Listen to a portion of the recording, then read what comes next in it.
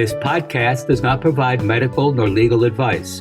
Please listen to the complete disclosure at the end of the recording. Hello and welcome to Everyone Dies, the podcast where we talk about serious illness, dying, death, and bereavement.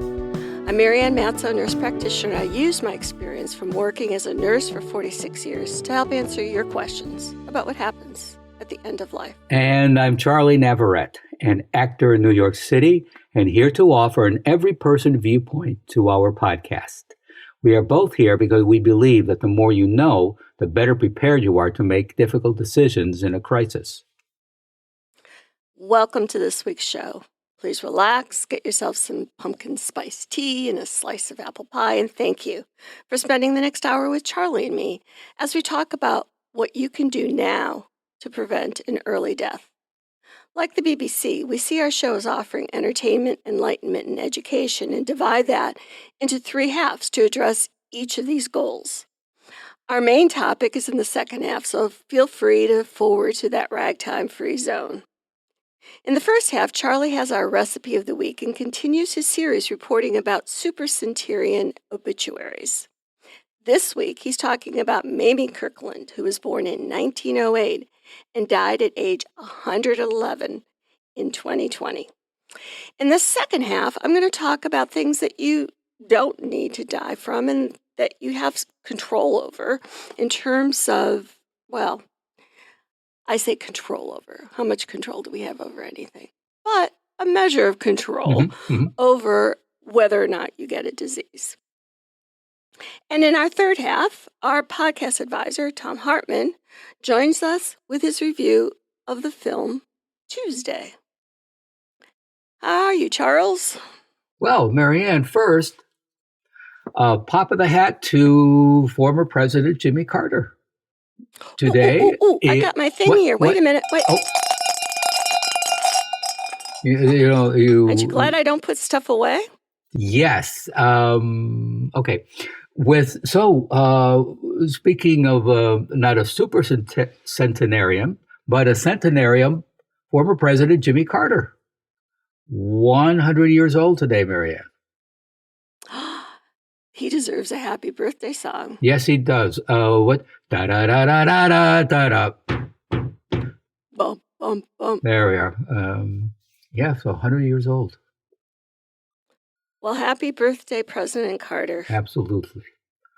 In our first half, our supercentenarian we are presenting this week is Mamie Kirkland, who survived some of Mississippi's darkest history. She was 7 in 1915 when she woke up to her father telling the family that a group of white men planned to lynch him and his friend. Her father and his friend slipped out in the night, and then she and the rest of the family fled in the morning. They left Mississippi, but could not escape the racism that threatened their homes and lives. In 1917, in East St. Louis, Illinois, Ms. Kirkland watched white men burn down houses and shoot people in a neighborhood where black residents had recently moved in. When the family arrived in Alliance, Ohio, years later, members of the Ku Klux Klan went to their home ready to burn a cross, but an armed white neighbor chased off the aggressors. When she was 15, Ms. Kirkland married and moved to Buffalo, New York, where she sold Avon beauty products. Her son said her work as a saleswoman evolved into door-to-door life coaching. The stories of her youth inspired the creation of a documentary, as well as the Legacy Museum and the National Memorial for Peace and Justice in Montgomery, Alabama. The link to her full obituary is in the show notes. Our recipe this week is ginger cemetery cookies. Food to Die For, a 2004 cookbook compiled by Jessica Bemis Ward, was part of an ongoing fundraising effort to keep up the Old City Cemetery in Lynchburg, Virginia, where more than 20,000 people have been buried for the last 2 centuries. When the ladies of Lynchburg started the ambitious project to restore the 26-acre cemetery, it was overgrown and unappreciated. Today, it's a landmark where Civil War soldiers from 14 states are buried alongside enslaved Black persons. This ginger cookie recipe, submitted to the cookbook by Ann Richards, has been served at so many cemetery fundraisers they're called cemetery cookies. Even if you don't bake them for a funeral, their bright ginger flavor will please any crowd. Bon appetit! Please go to our webpage for this week's recipe and additional resources for this program. Everyone Dies is offered at no cost, but is not free to produce. Please contribute what you can. Your tax-deductible gift will go directly to supporting our nonprofit journalism so that we can remain accessible to everyone. You can also donate at www.everyonedies.org. That's dies.org. Or at our site on Patreon, www.patreon.com, and search for Everyone Dies. Marianne? Thank you, Charlie. Up to half of all premature or early deaths in the United States are due to behavioral or other preventable factors, including modifiable habits such as tobacco use, poor diet, and lack of exercise. Early deaths are defined as occurring before age 80. Now, other people have, or other researchers have other definitions of this. I think an early death before 80 is a pretty ambitious goal for some, but depending on how you define it, and you can define it for yourself, is really dying because of our lifestyle choices, as opposed to like Jimmy Carter, who has made apparently different lifestyle choices, or the other centenarians that we talk about who make other lifestyle choices. 4 factors, poor diet, high blood pressure, obesity, and tobacco use, were identified as the primary cause of early death. While deaths due to tobacco use have dropped over time, smoking remains the second leading cause of early death after poor diet. Diet alone accounted for 14% of early deaths overall, followed by tobacco use and obesity, each at about 12%. High levels of income inequality in the U.S. also play a role in early deaths, putting large numbers of people at risk of poor health outcomes because of high poverty rates, minimal education, and low levels of social mobility. Pinpointing the causes of premature death can be difficult. States are responsible for compiling cause of death data based on information provided by doctors, medical examiners, and coroners. In some cases, the proximate cause of death is easily identified, like gun violence. But for many deaths, such as those caused by heart disease, there may be multiple contributing factors. In these cases, researchers need to assess the relative risk of death associated with particular behaviors, such as diet and exercise. Now, smoking increases the risk of early death from cancer, heart disease, stroke, lung diseases, diabetes, and COPD, chronic obstructive pulmonary disease. Physical activity cuts the risk of heart disease and type 2 diabetes. And poor diet, especially one low in fruit and vegetable intake and consuming too much saturated fat, is linked to coronary arteries disease, some cancers, and diabetes. So you can see, Charlie, how different behaviors can contribute to a wide range of diseases that can cause early death.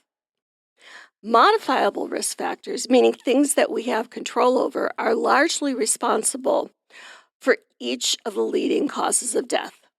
So specifically, heart disease risks include tobacco use, high blood pressure, high cholesterol, type 2 diabetes, poor diet, overweight, and lack of physical activity. So I think I've talked in the past, my dad died at age 53 from a major coronary artery event, and it was his 3rd heart attack. There were things that he could have done after that first heart attack, which for many people is what they call a wake-up call. They say, oh, I need to kind of look at what I'm doing and the choices I'm making if I don't want to have another heart attack. Or people can have that first heart attack and they can be like my dad and say, well, when your number's up, your number's up. Mm. When Yeah. you're going to go, you're going to go. These were things that he said. He didn't believe that anything that he did had any control over when he was going to die. So the behaviors that he had, in terms of his tobacco use, his cholesterol, his diet, his being overweight, his lack of physical activity, resulted in an early or premature death at age 53. Cancer risks include tobacco use, poor diet, lack of physical activity, being overweight, sun exposure, certain hormones, alcohol, some viruses and bacteria, ionizing radiation, and certain chemicals and other substances. Dying from chronic respiratory risk or having chronic respiratory disease risks include tobacco smoke, secondhand smoke exposure, other indoor pollutants, outdoor air pollutants, allergens, and exposure to occupational agents. Now, premature death from stroke, those risks include high blood pressure, high cholesterol, heart disease, diabetes, overweight, previous stroke, tobacco use, alcohol use, and lack of physical activity. Unintentional injury risks include lack of seatbelt use, lack of motorcycle helmet use, unsafe consumer products, drug and alcohol use, including prescription drug misuse, exposure to occupational hazards, and unsafe home and community environments. Now, we've done podcasts about physical activity, sleep, and diet. And if you want to modify your risks of premature death, we have podcasts about physical activity, sleep, and diet. And if you want to modify your risks from premature death related to making any changes in those areas, listen to those, look at our show notes for other resources, and you can make some changes there. This week, let's look at tobacco use in the United States and how smoking affects health. Tobacco use is the leading cause of preventable disease and death in the United States. Cigarette smoking harms nearly every organ of the body and causes many diseases, as I've just mentioned, but let's just run through the list again. The diseases are cancer, heart disease, stroke, lung disease, type 2 diabetes, and chronic obstructive pulmonary disease. Secondhand smoke, which is breathing the smoke of someone else who's smoking, also causes stroke, lung cancer, and heart disease in adults. And growing up as a kid, I don't want to say everyone smoked. My mother didn't smoke, but when we had people over, aunts and uncles, and all us kids were all sitting around, secondhand smoke. I mean, everybody was smoking. The house, had looked like fog was blowing through it. So yeah, we were exposed to secondhand smoke, but also that was before we knew even the term secondhand smoke. Children who are exposed to secondhand smoke are at an increased risk for sudden infant death syndrome, slowed lung growth, acute respiratory infections, respiratory symptoms, middle ear disease, and more frequent and severe asthma. About 28 million U.S. adults smoke cigarettes, and 58 million non-smoking Americans are exposed to secondhand smoke. Cigarette smoking causes more than 480,000 deaths each year in the U.S., including 41,000 deaths from secondhand smoke. For every American who dies because of smoking, at least 30 are living with serious smoking-related illness, which is more than 16 million Americans. Inequalities related to tobacco use, secondhand smoke exposure, and quitting exist across population groups. For example, American Indian and Alaska Native people have the highest frequency of cigarette smoking compared to other racial and ethnic groups in the United States. In 2021, 21.5% of adult Medicaid enrollees currently smoke cigarettes, compared to 8.6 of adults with private health insurance. Cigarette smoking costs the United States more than $600 billion in 2018. And these costs, where they come from, includes more than $240 billion in healthcare spending, nearly $185 billion in lost productivity from smoking-related illnesses and health conditions. Nearly $180 billion in lost productivity from smoking-related premature death. $7 billion in lost productivity from premature death from secondhand smoke exposure. Now, I'd be surprised if people who smoke didn't know that it would benefit their health to stop smoking. And it's not an easy thing to do, but continuing to smoke puts them on the fast road to death. I've had so many patients that I've treated for lung cancer who said they didn't think it would happen to them, or they didn't believe what they were being told about the connection between smoking and disease. The reality is that the connection is real, and you don't have to wait for a diagnosis of disease to make a change. But the choice is up to you. You'll find information about how to quit smoking in the resources section of this program. And I hope that maybe some of you will take what we're saying to heart and think about, if you're afraid of dying, there are some things you can do to slow it down. Any thoughts, Charles? Well, when you were talking about, taking matters into your hands, things you can control, I just suddenly flashed back to my dad when we were little kids. I mean, he was up to like about a couple of packs a day. And that's a lot. Yeah, it really, really was. And I just wow, all these memories flashed back.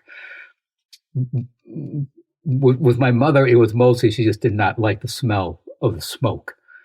And at some point, and we were little kids, the doctor told my dad he needed to stop or he would die an early death. And he did. My father was the type who could really stop something cold turkey. And the other thing is, I mean, most of his family, his parents, all his siblings died relatively young. Early death was just in his family. And my dad took that to heart. And just when he stopped smoking, he, started going to doctors regularly. And even if a doctor just simply suggested cutting back a little on something, oh no, my father went cold turkey. He was never a big drinker, but he always enjoyed a beer with dinner.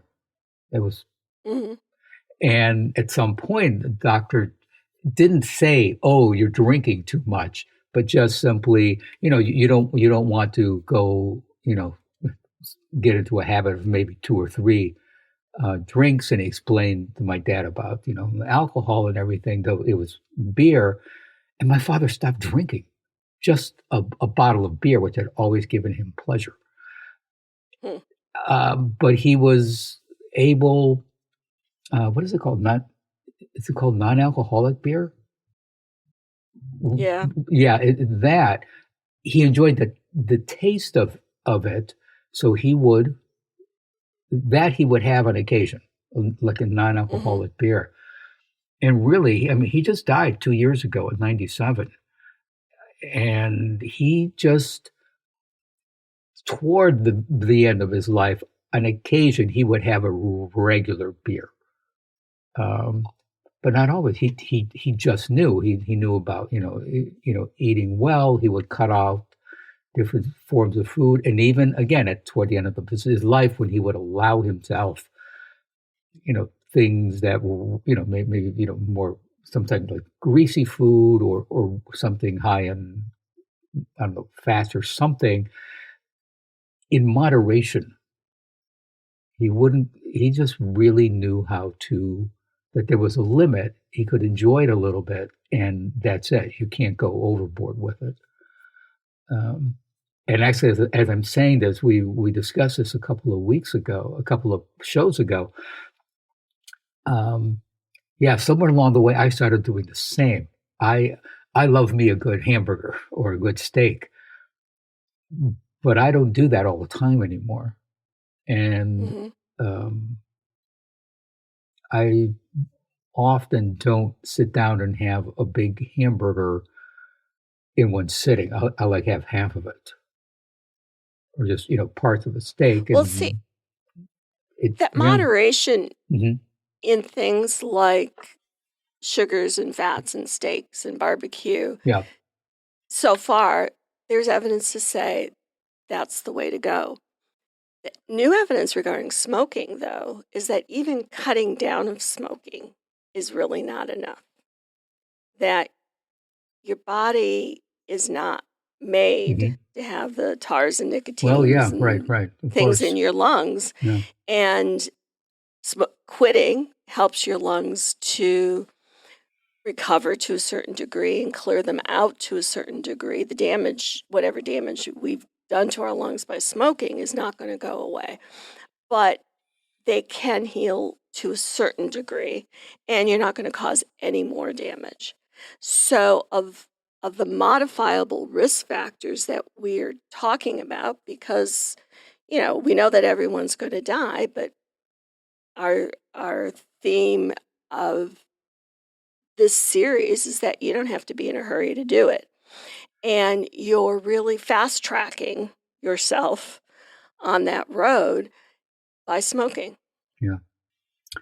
All right, then. In our third half, this week, Tom Hartman joins us with his review of the film Tuesday.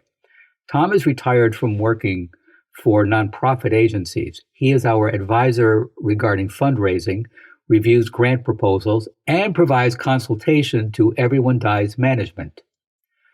Tuesday is available to rent from Amazon, YouTube, and Apple. And here's Tom. Thanks for joining us, Tom. Well, thank you, Marianne. I'm glad to be back. Excellent. So what was your thought about this film? Oh, I tripped across this movie about a week ago, and it's one of the best things I've seen in a while, and I'm like dying to tell people about it. Excellent. Well, let's hear it. Okay. It's death in the form of a talking, size-shifting parrot comes for this severely disabled teenager until her crazy, immature mother, played by Julia Louis-Dreyfus, gets involved.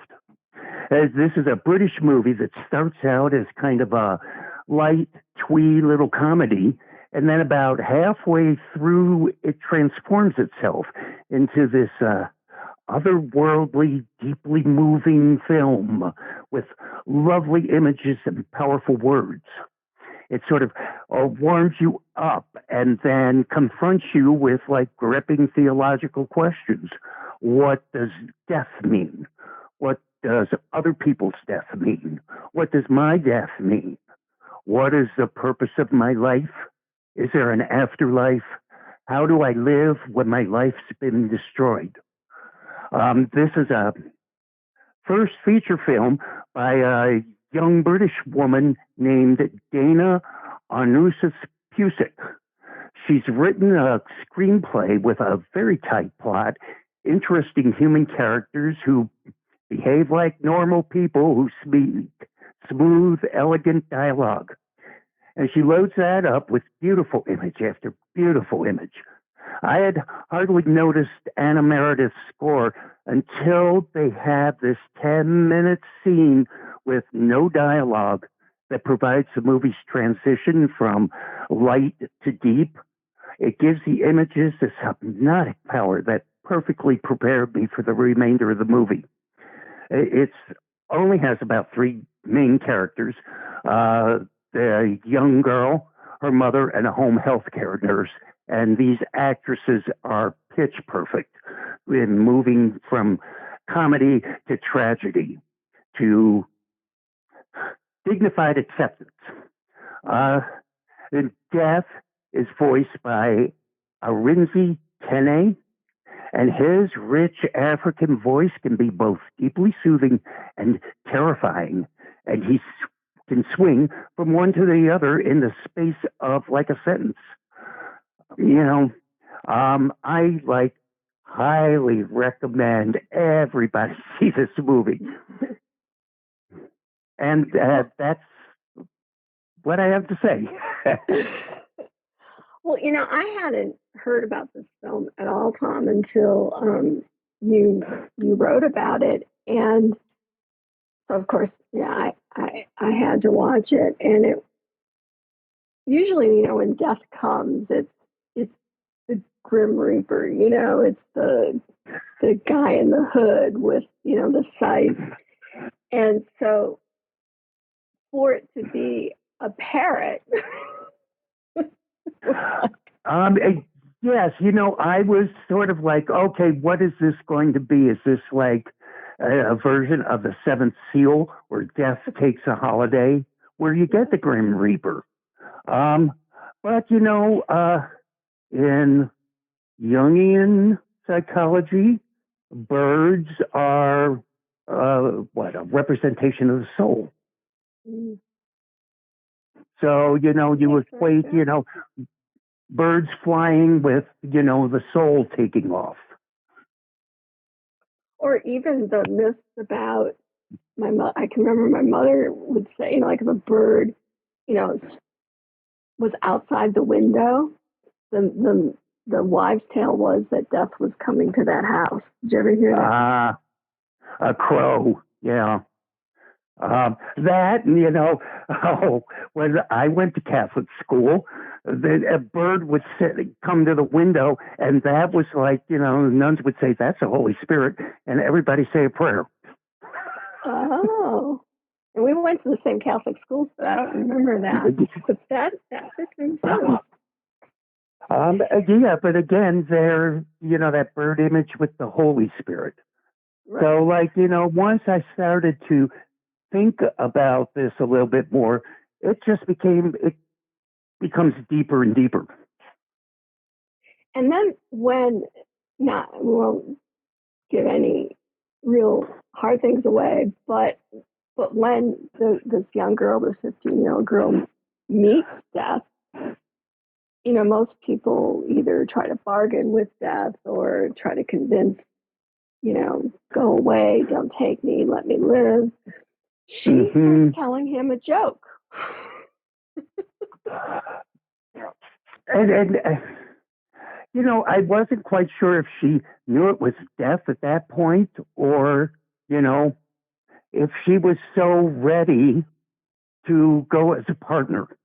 Because that's one of the big themes of the movie, is this poor girl who, wheelchair bound, can't even bathe herself. She's like ready to go, and it's her mother that keeps clinging on.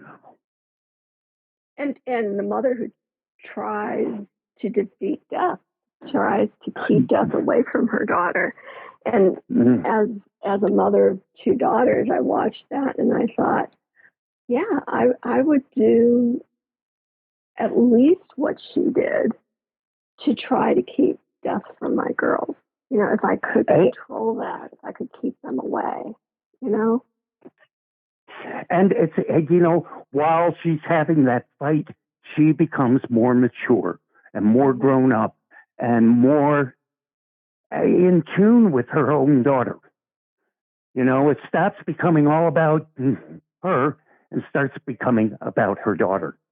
And that's something I loved about it too. When you have usually you have these comic characters in movies, and like the message is, oh, if we were all just a little more like, wacky Jim Carrey, life would be better. But what I like is when you have a comic character who like grows up as his life becomes better. Right. And that's what happens with Julia Louis-Dreyfus. She changes. And she changes in tremendous ways. And, it is a story about death. And you have a story about death, and then it becomes a story about grief. And that mother's character and how she just, immerses herself in that grief, which is, is normal. Is normal, right? And it has to, you because there's like only the three characters, you really get that daughter was her life. So she not only lost her daughter, she lost her friend, she lost, her whole reason for living. Right. I think that was they present that very good, that you like to get that. It's not like, oh, my daughter, and I'm sad, sad, sad, but she's lost other things besides her daughter. And, and even the fact that how much she had to sell in order to pay for the daughter's illness and for what the daughter needs. And the mother says at some point that when you're a parent, that's what you do. And I thought to myself, yeah, you do a lot of things that you didn't ever think that you would. But when it comes to your kids, you choose to do. Mm-hmm. Well, Tom, I appreciate you bringing this film to us, and I look forward you're to welcome. Other films or books that you buy. Did we okay?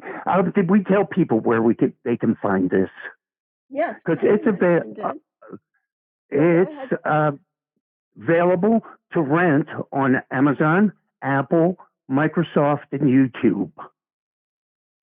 And people who shop at Amazon like I do, you can even defer your delivery date, and they give you digital credit. So you can watch it for free if you use your digital credit. So, oh.